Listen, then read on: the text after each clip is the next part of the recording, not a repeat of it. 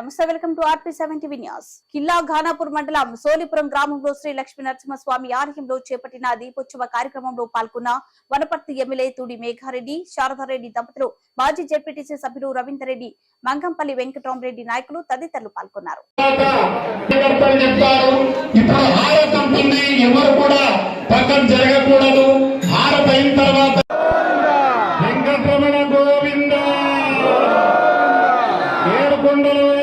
Venkataramana Govinda, దత్తాత్రేయవాస Govinda,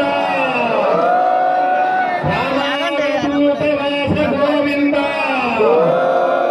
శ్రీమద్రమారమణ Govinda